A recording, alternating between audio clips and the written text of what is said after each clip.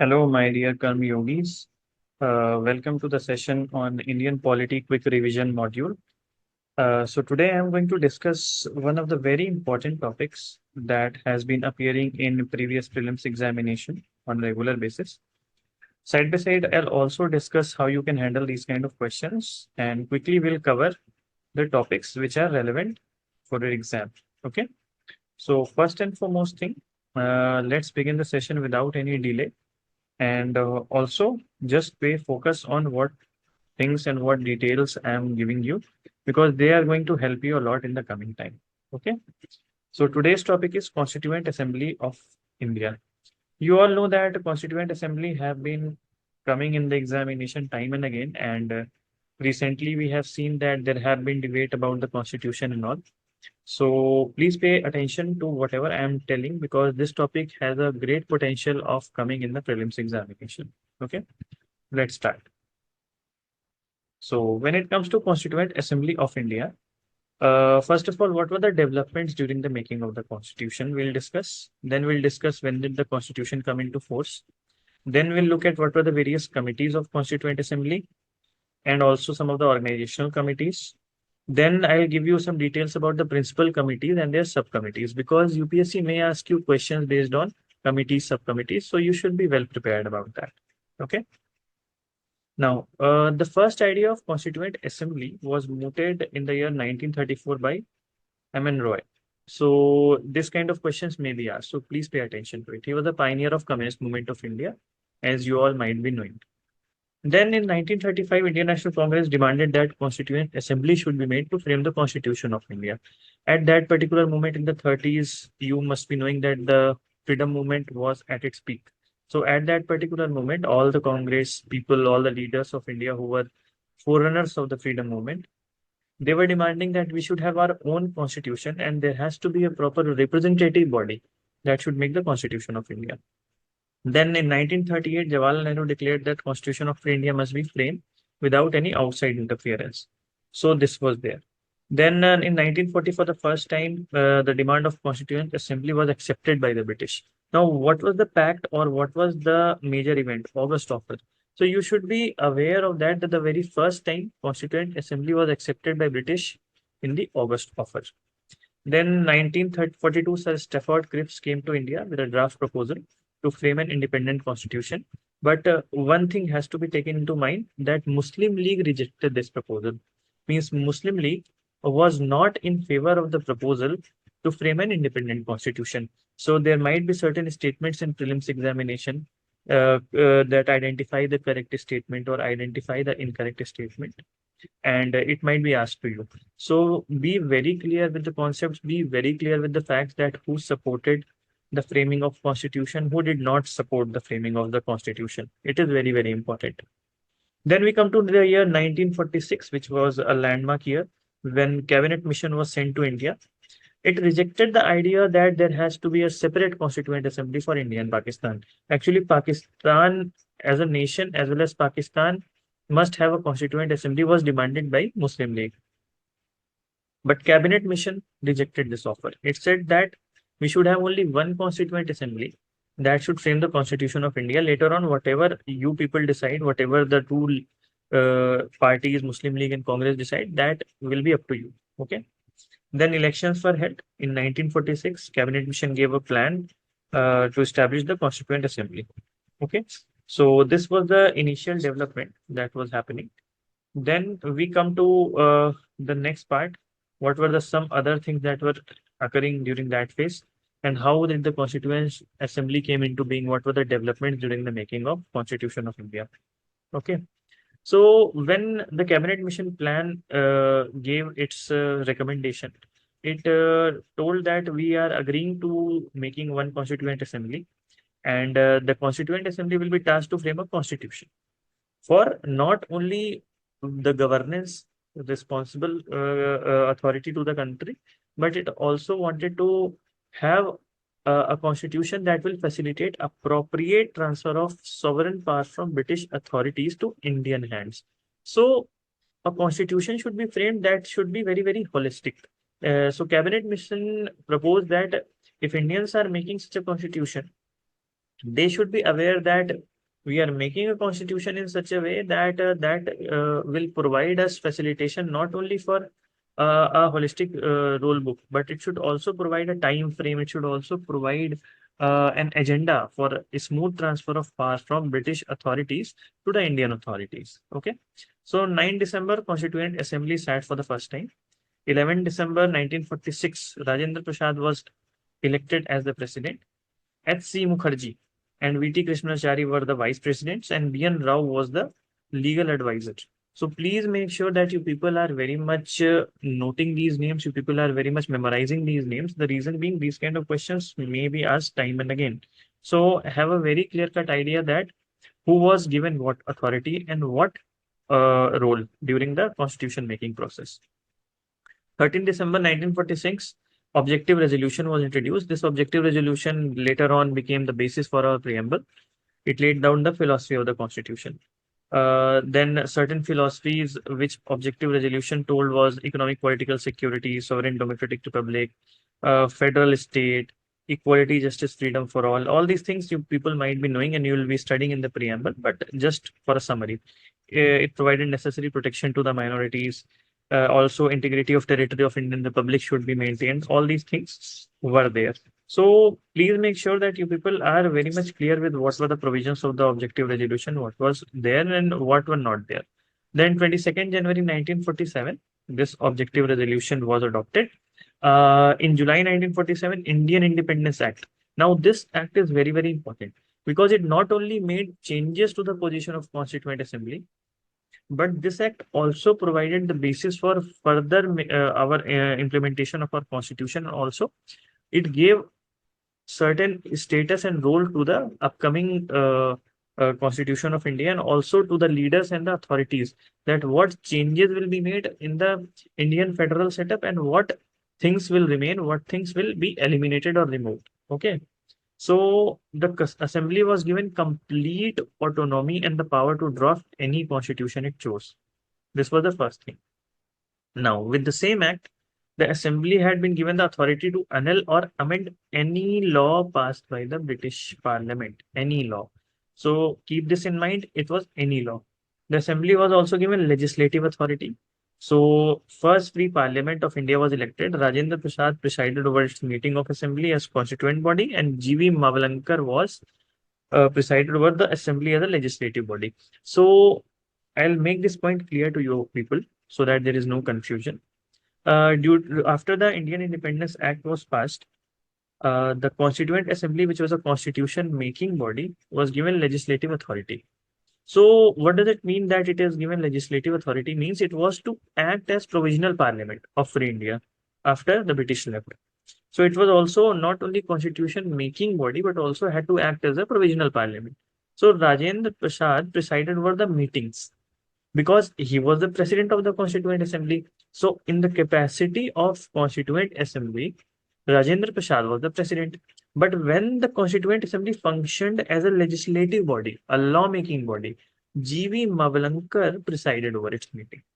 So this has to be very, very clear in mind of all the aspirants. Okay. In July-October 1947, first draft of constitution was prepared. Then time and again, gradually people started aligning reports, bringing reports about how the constitution should look like, what changes should be made, what things has to be there. All these things were made available to the Constituent Assembly. Okay. Now, on 22nd July 1947, the national flag was adopted by the Constituent Assembly. Then in October 1947 to February 1948, there were certain deliberations with the drafting committee. Draft constitution was prepared. It was presented. There were certain articles. These things are very, very factual. No need to remember them. Okay.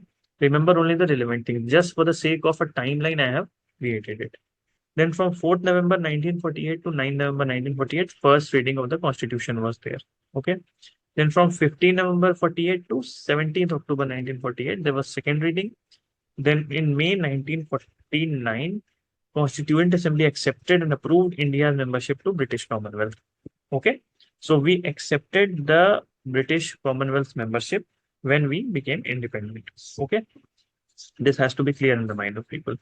Then on 14 November 1949 to 26 November 1949, there was third reading of the draft of the constitution, which was prepared from 20 on 26th November 1949. Very important date. 26th November 1949, the assembly passed and adopted the constitution of India. So if it comes as a date in your examination in any of the question statement, be very clear that on 26th November 1949, the Constituent Assembly passed and adopted. That is why I have highlighted it in bold, the Constitution of India. On 24 January 1950, the Constituent Assembly elected Rajendra Prasad as the first president of India, and national anthem, national song was adopted. So just remember always that 24 January 1950, the Constituent Assembly elected Rajendra Prasad as the first president of India, and side by side, we also adopted the national anthem and national song. Okay, so these things has to be clear in the mind of everyone. Okay, moving on to the next slide. So when did the constitution come into force?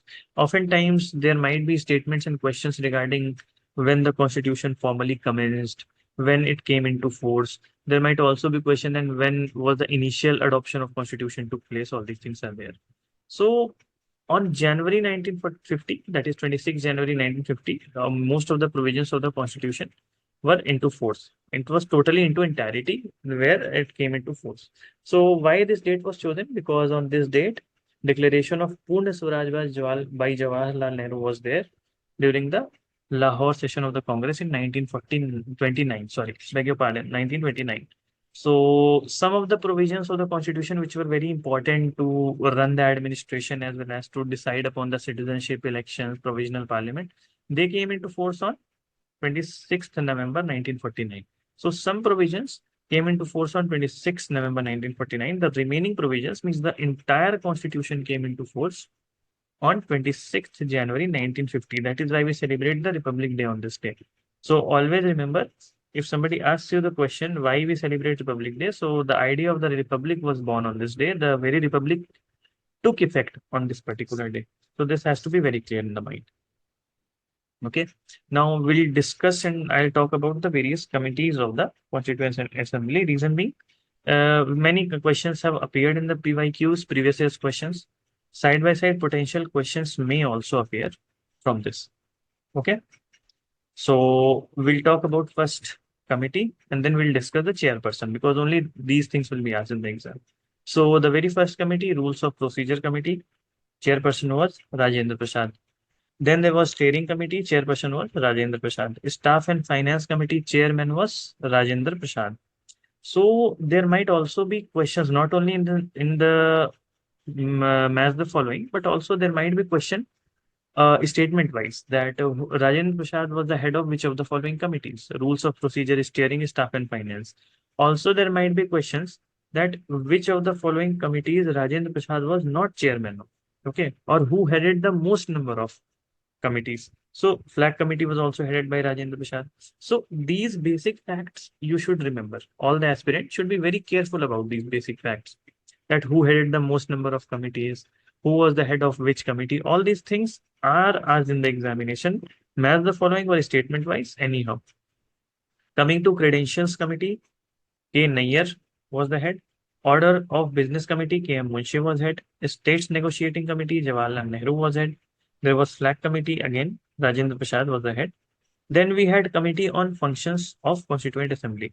It was headed by G.V. Mavlankar. Who was G.V. Mavlankar? He was the presiding officer of the first sitting of the parliament or the provisional parliament, as we discussed in the previous slides.